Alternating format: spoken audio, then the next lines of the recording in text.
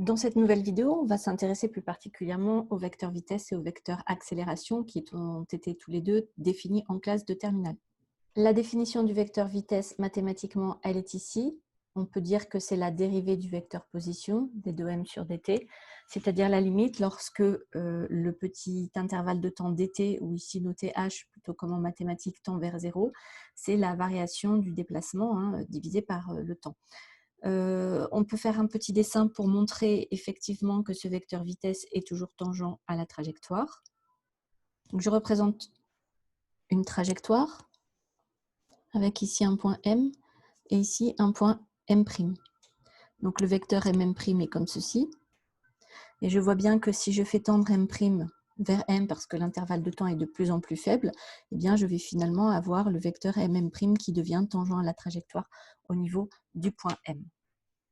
Évidemment, l'unité du vecteur vitesse, c'est les mètres par seconde. Alors maintenant, on va décomposer ce vecteur vitesse dans les bases de coordonnées cartésiennes et cylindriques. Nous avons écrit dans le paragraphe précédent que le vecteur d2om s'écrivait comme dxex, dyey et dz-ez. Donc je vais simplement ici l'entourer pour que ce soit plus visible. Donc dxex, dyey plus dz-ez. Voilà votre vecteur déplacement élémentaire, d2om, divisé par le temps, et on obtient donc bien le vecteur vitesse. Alors cette notation, je ne sais pas si vous l'avez vue en classe de terminale, normalement oui, elle représente la dérivation temporelle. Donc x point, c'est la dérivée première par rapport au temps, y point et z point. Ok ? Évidemment, on peut aussi voir le vecteur vitesse suivant les directions EX, EY, EZ. Donc la projection du vecteur vitesse dans la direction de EX, eh bien on va l'appeler VX, EX. La projection du vecteur vitesse dans la direction de EY, ce sera VY, EY. Et la projection du vecteur vitesse dans la direction de EZ, c'est VZ, EZ. Donc VX, VY et VZ appartiennent à R, peuvent être positifs ou négatifs, et représentent les coordonnées du vecteur vitesse dans la base cartésienne. Maintenant, on fait la même chose avec les coordonnées cylindriques. Donc là aussi, je vais identifier le vecteur position, donc dr, ER, plus r dθ, Eθ, plus dz, Ez. Donc ça, c'est ce que nous avons écrit au paragraphe précédent pour d2om, le déplacement élémentaire qui s'écrit aussi MM'. On a divisé par dt. Ce faisant, donc, on fait apparaître différents termes. d2r sur dt, ça va être r point. dθ sur dt, c'est θ point. Donc ici, on a r dθ sur dt, ce qui nous fait r θ point. Et dz sur dt, qui correspond donc à z point. Donc là aussi, je peux décomposer mon vecteur vitesse sur la base cylindrique ER, Eθ, Ez. Et je vais donc avoir ici la projection suivant ER, la projection suivant le vecteur Eθ et la projection suivant le vecteur Ez. Alors, vous remarquez donc une petite différence entre les coordonnées cylindriques et les coordonnées cartésienne. Ici, j'ai écrit, on peut obtenir aussi cette expression du vecteur vitesse, x point, y point, z point, tout simplement en dérivant le vecteur position. Donc, le vecteur position, c'était xex, yey, zez. On dérive, on obtient x point ex, y point y, z point ez, parce que les dérivées temporelles de x, y et z sont toutes les trois nulles, puisqu'on a dit que les vecteurs de la base cartésienne étaient des vecteurs fixes. On n'a pas du tout la même chose pour ce qui est maintenant de la base cylindrique. Il faut cette fois faire attention que la dérivée de ER par rapport au temps, c'est pas 0. Donc vous avez ici d de ER sur dt égale θ point Eθ, et d de Eθ sur dt qui est égal à moins θ point ER. Alors, nous allons donc voir un peu ce que ça donne cette dérivation de vecteur position. OM, on a dit, s'écrivait comme x, ex, plus y, ey, plus z, ez. C'est donc une somme de trois vecteurs. Le premier vecteur, x, ex, le deuxième vecteur, y, ey, le troisième vecteur, z, ez. Chacun de ces vecteurs est le produit d'un scalaire par un vecteur. Quand on va donc le dériver, on va d'abord dériver le scalaire, multiplié par ce vecteur, plus ce scalaire multiplié par la dérivée de ce vecteur, comme si on faisait en fait la dérivée d'un produit de fonction. Pourquoi deux fonctions? Eh bien, tout ça est fonction du temps. La coordonnée x peut varier dans le temps, mais le vecteur Ex, en théorie, pourrait aussi varier dans le temps. On sait que ce n'est pas vraiment le cas et que la dérivée temporelle de Ex est nulle, puisque Ex est un vecteur constant. Donc, quand je vais calculer le vecteur vitesse, c'est-à-dire la dérivée du vecteur position, donc ici, premier terme, deux facteurs, x point multiplié par Ex, plus x fois la dérivée de x, mais qui est nulle. Donc, la dérivation de x donne simplement x point x. Même chose pour les deux autres termes. Ça, c'est en cartésien. Maintenant, si on fait la même chose avec les coordonnées cylindriques, on va donc écrire le vecteur position comme étant le vecteur R, ER, plus, je vais y arriver, Z, EZ. Quand je vais dériver ce vecteur position, je vais d'abord dériver ce petit vecteur radial, puis le vecteur lié à la cote.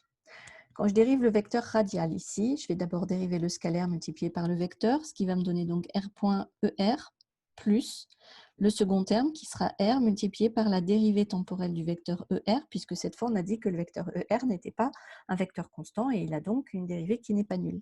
Plus, ici on va avoir la même chose que ci-dessus, donc Z.EZ et pas de terme en Z dérivé de Z, puisque la dérivée temporelle du vecteur EZ est nulle. Et quand on a écrit ceci, donc d2r sur dt, c'est écrit dans votre cours, c'est égal à θ point Eθ. Et donc, on trouve bien exactement le même résultat, R point ER plus R θ point Eθ plus Z point EZ. Donc ça, c'est le vecteur vitesse, pardon, ça aussi, c'est le vecteur vitesse, c'est-à-dire la dérivée temporelle du vecteur position.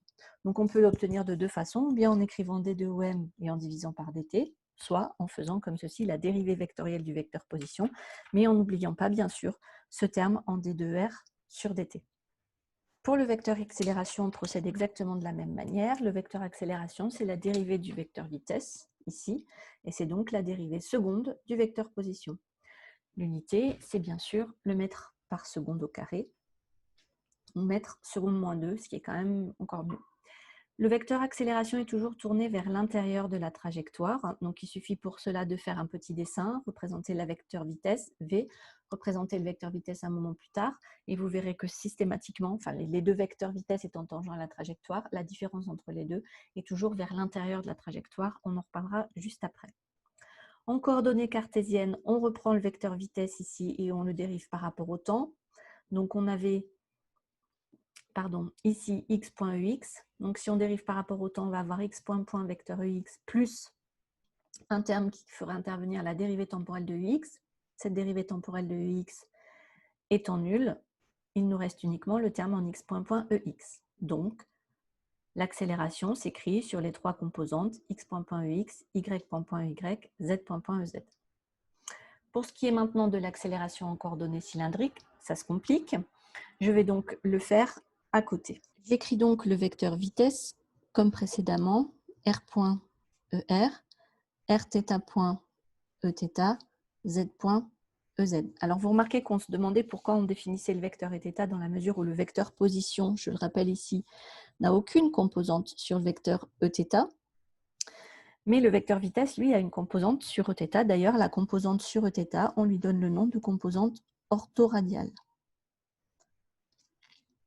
Alors maintenant, je vais avoir l'accélération. Il va donc s'agir de dériver le vecteur vitesse, de faire une dérivation temporelle.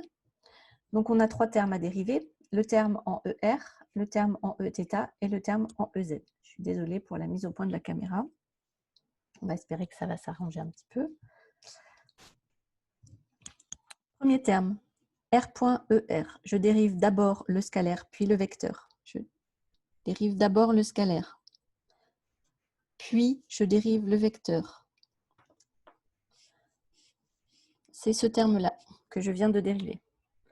Ensuite, je dérive le second vecteur. Je vais d'abord dériver le premier scalaire, puis je dérive le second scalaire, puis je dérive le vecteur. Je vais donc avoir dérivation du premier scalaire, dérivation du deuxième scalaire, dérivation du vecteur. Ces trois termes correspondent donc à la dérivation temporelle de Rθ point Eθ.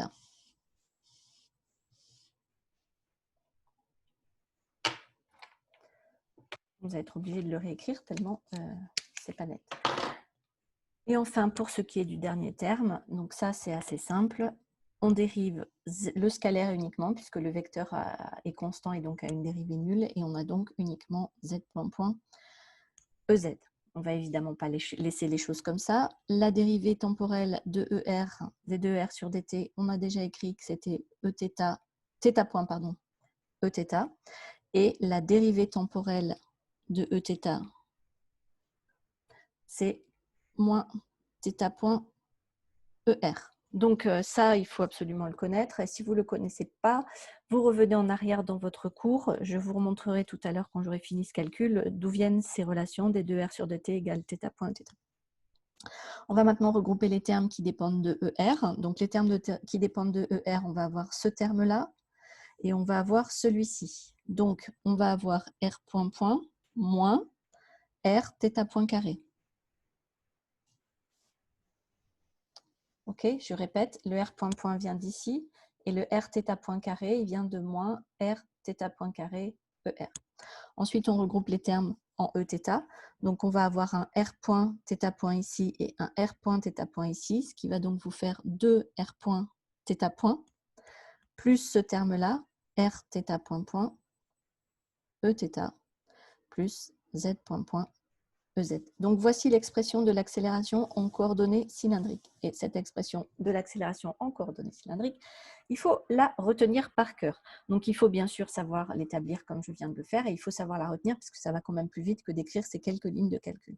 Comment la retenir efficacement? Première chose, on a un terme sur chacun des vecteurs, ça c'est évident. Deuxième chose, sur les vecteurs de la base polaire, c'est-à-dire ceux qui ne sont pas EZ, on a deux termes dans la parenthèse à chaque fois. Alors j'espère que la mise au point va bien vouloir se faire. Voilà. Donc vous avez à chaque fois deux termes. D'accord? À chaque fois, chacun des termes correspond à une dérivée seconde, enfin est homogène à une longueur divisée par un temps au carré. Donc ici, R point point, c'est bien une longueur, R, divisée deux fois par un temps, puisque vous avez une dérivée temporelle une fois deux fois. Ici, même chose, R c'est une longueur, θ c'est un angle, mais vous avez la dérivée temporelle de θ, donc ça, on a divisé par le temps une fois, et au carré donc deux fois. Même chose ici, on a une longueur R, et ensuite on a deux dérivées temporelles, point, θ, point, et ici pareil, une longueur R et une dérivée temporelle seconde, donc divisée par un temps deux fois. De façon à ce que ce soit bien sûr à chaque fois homogène à une accélération en mètres secondes moins 2. Alors, je vais revenir maintenant au cours et vous remontrer donc d'où viennent ces expressions des dérivées temporelles de ER et de Eθ, donc qui sont écrites ici, hein, des 2ER, voilà. Donc il faut vous rappeler que nous avions écrit que des 2ER, c'était dθ Eθ. Ça, on l'avait établi ici, des 2ER égale dθ Eθ. Donc si vous divisez par dt, vous allez bien avoir la dérivée temporelle de ER par rapport au temps qui est égale à dθ sur dt, donc θ point, Eθ. Donc, le point, je vous rappelle, désigne la dérivée par rapport au temps. dθ sur dt, c'est la dérivée de θ par rapport au temps, ça se note θ point. Et la même chose, si vous divisez, je vais le noter là, hop, vous divisez par dt, excusez-moi. Là, si vous divisez par dt, vous allez diviser ici aussi par dt. Et donc, ce dθ sur dt, c'est lui qui est égal à θ point. Donc, on va avoir dθ sur dt égale moins θ point ER. On retrouve ici donc les expressions de la vitesse et de l'accélération en coordonnées cartésiennes, très facile à retenir, et en coordonnées cylindriques, un petit peu moins facile à retenir. Et donc, il va falloir faire l'effort de mémorisation. Alors maintenant, nous allons voir les exemples de mouvements. D'abord, qu'est-ce qu'on appelle uniforme accéléré, décéléré, puis ensuite deux cas particuliers, le mouvement rectiligne et puis le mouvement circulaire. On commence par uniforme accéléré, décéléré. Donc uniforme, ça veut dire que la norme de la vitesse est constante. Je n'ai pas dit le vecteur vitesse. Alors une des erreurs que l'on fait souvent, c'est quand on parle de vitesse de façon générale, on sous-entend plutôt la norme, et sinon on doit parler de vecteur vitesse. Donc quand on dit la vitesse est constante, en fait on dit la norme de la vitesse est constante. Accéléré, ça veut dire que la norme de la vitesse augmente, et décéléré, la norme de la vitesse diminue. Alors, Ici, ça revient à dire que V scalaire A est égal à 0. Ici, ça revient à dire que V scalaire A est positif. Et ici, ça revient à dire que V scalaire A est négatif. Pourquoi? Je reviens sur la caméra. Nous avons donc écrit que norme de V, par exemple, est égale à constante. Si norme de V est constante, ça veut dire que norme de V au carré est constante. Or, norme de V au carré, c'est V scalaire V. Ça veut dire que donc le produit scalaire V est constant. Donc, si je le dérive, d de V scalaire V sur dt, ça fait 0. Or, la dérivée de V scalaire V sur dt, c'est 2 fois V scalaire A. D'accord? Puisque vous allez d'abord dériver V fois V, c'est-à-dire A scalaire V, plus, c'est la même chose que U fois V, ça vous fait U'V plus UV'. Donc U'V, ça fait A scalaire V, plus UV', ça fait V scalaire A, donc en tout, ça vous fait bien 2 V scalaire A. Donc si la norme de la vitesse est constante, j'ai le produit scalaire V par l'accélération qui est nulle. Si la norme de V augmente, ça veut dire que la dérivée de V scalaire V est positive, pardon, donc que le produit A scalaire V est positif. Et si j'ai norme de V qui diminue, ça veut dire que la dérivée de V scalaire V est négative et que donc le produit scalaire A scalaire V est négatif. Donc, il y a commutativité du produit scalaire, hein, V scalaire A est égal à A scalaire V. Alors, V scalaire A est égal à 0, ça peut se produire de 3 façons différentes. Première possibilité, la vitesse est nulle. Si la vitesse est nulle, l'objet est immobile, donc ça n'a absolument aucun intérêt. Vous pouvez donc mettre soit V égale à 0 entre parenthèses. Donc, je vais même le rajouter là, moi. Plus intéressant, A égale 0. Donc, l'accélération est nulle, c'est-à-dire que le vecteur vitesse est un vecteur constant puisque l'accélération est la dérivée du vecteur vitesse. Donc ça, c'est la condition la plus classique. Et la deuxième condition qui est possible, c'est d'avoir A et V qui sont orthogonaux. Donc on peut avoir un mouvement uniforme qui ne soit pas d'accélération nulle, qui ne soit pas de vecteur vitesse constant, dans le cas où on a A et V orthogonaux. Pour avoir le produit scalaire V scalaire A positif, je vous rappelle que le produit scalaire V scalaire A, c'est norme de A fois norme de V fois le cosinus de l'angle entre les deux. La norme de la vitesse et la norme de A sont évidemment des grandeurs positives, donc ça veut dire que le cosinus entre les deux est positif, l'angle est aigu. Et inversement, si vous avez un mouvement décéléré, ça veut dire que le cosinus de l'angle entre les deux est négatif, donc que l'angle est obtus. Vous avez donc les situations qui sont représentées ici. A scalaire V positif, donc le cosinus de l'angle est positif, l'angle est aigu entre V et A. Et ici, vous avez l'autre situation qui correspond à petit b, où vous avez A scalaire V qui est négatif, donc le cosinus de l'angle entre les deux, vous le voyez ici, qui est obtus, c'est-à-dire supérieur à 90 degrés. Alors, le premier cas particulier concerne les mouvements rectilignes. En général, quand vous avez un mouvement rectiligne, vous allez travailler, ce qu'il faut retenir de ces mouvements rectilignes, c'est que vous allez travailler en coordonnées cartésiennes et en général, vous allez associer, c'est vous qui choisissez le repère, de façon à orienter le vecteur EX dans la direction et le sens du mouvement. Donc, on va avoir OM égale XEX. Évidemment, la vitesse, du coup, s'exprime uniquement comme x.ex et l'accélération comme x.ex. Voilà ce qu'il faut retenir de ce petit paragraphe-là. Ensuite, les mouvements circulaires. Donc, le mouvement circulaire, c'est celui qui correspond à un déplacement le long d'un cercle fixe. À ce moment-là, la base de projection la mieux adaptée, c'est la base polaire. Donc, comme le mouvement est circulaire, c'est un cercle, ça veut dire qu'il est plan, première chose. Donc, on ne va pas avoir de côte, on va se mettre dans le plan du mouvement, on va choisir z égale 0 dans le plan du mouvement, si c'est possible. On va donc définir OM égale R0ER, puisqu'on n'a plus le terme en ZEZ. La vitesse, du coup, s'exprime R0 θ.Eθ. Alors, il manque le terme ici en plus R.ER. Mais donc, on devrait avoir un terme en D de R sur dt, vecteur Eθ. Mais ce terme-là, ben, il est nul puisqu'on a un cercle, donc un rayon qui est constant ici, R0. rayon constant. Et donc, comme le rayon est constant, le deuxième terme du vecteur vitesse n'apparaît pas. D'accord? Donc, on peut le supprimer. Ça veut dire quoi? Ça veut dire que la vitesse est toujours orthoradiale. Alors, je représente ici ER et Eθ. On va les faire en vert. Donc, supposons que le point M soit ici. Je fais une petite croix. Je vous rappelle comment on représente le vecteur ER. Ici, il va être dans le prolongement de OM. Donc, le vecteur, je vais faire une flèche. Le vecteur ER, il est comme ceci. Comment je fais pour avoir Eθ? Donc Eθ, je vais vous le faire aussi d'une autre couleur, on va le faire en orange. Donc pour aller de X à Y, je tourne ici dans le sens trigonométrique. Donc pour aller de R à Eθ, je vais aussi tourner dans le sens trigonométrique. Et donc je vais avoir mon Eθ qui est comme ceci. Donc on constate que le vecteur vitesse que l'on va maintenant représenter en noir, il est dans la même direction que Eθ. R0, c'est une grandeur qui est positive.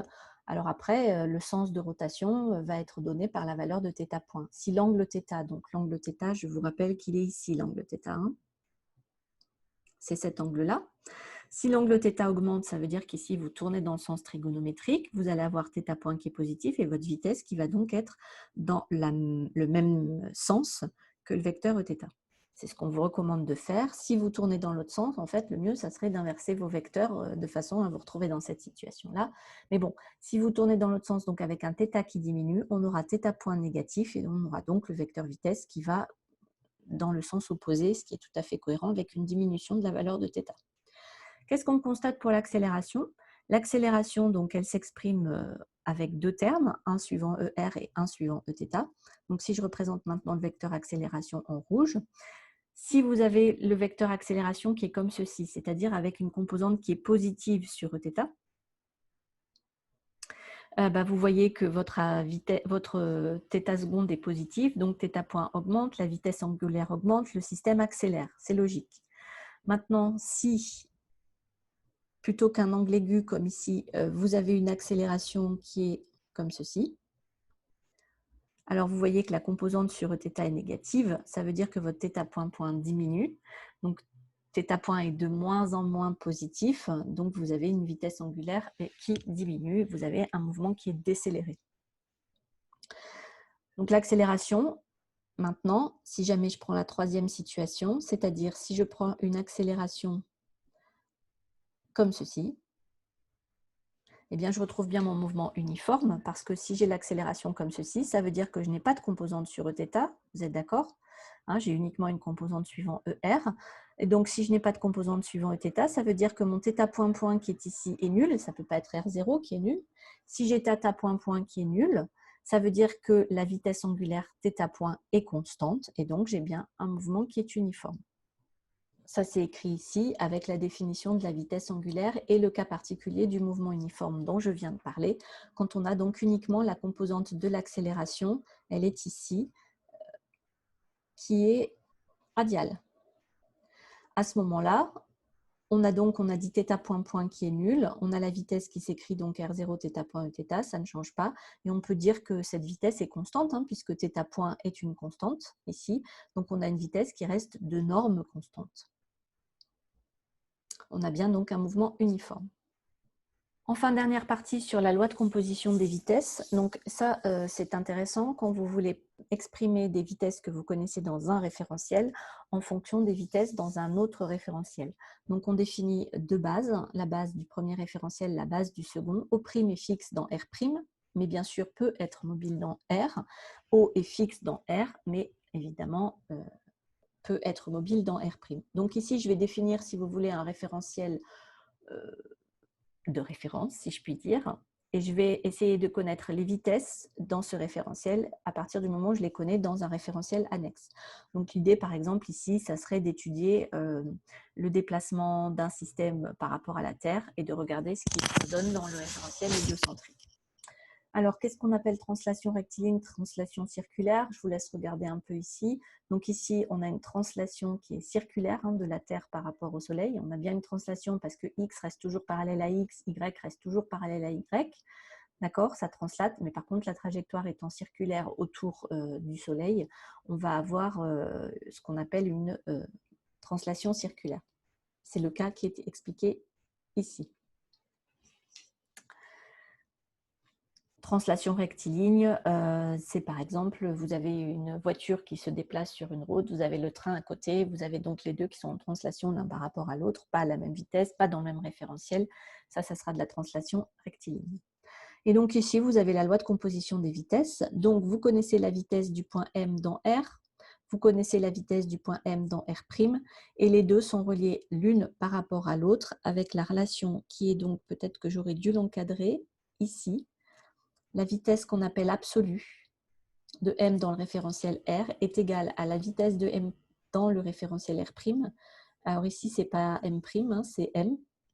C'est toujours le même point matériel, donc il faut enlever cette prime-là, plus la vitesse de O', qui est, je vous le rappelle, l'origine du référentiel R'. Et donc, on va prendre cette vitesse dans R. Donc, par exemple, ici, dans le cas de la Terre, cela consisterait à considérer la vitesse du point M dans le référentiel de la Terre. Ça serait la vitesse relative, la vitesse du point M dans le référentiel R', référentiel de la Terre. D'ajouter la vitesse de ce point-là au prime par rapport au référentiel héliocentrique. Donc ça, c'est la vitesse d'entraînement. Ça serait la vitesse de O' dans le référentiel héliocentrique. Et ça vous donnerait à ce moment-là la vitesse du point M par rapport au référentiel du Soleil, c'est-à-dire ce qu'on appellera la vitesse absolue. Donc voilà ce qu'on appelle la composition des vitesses.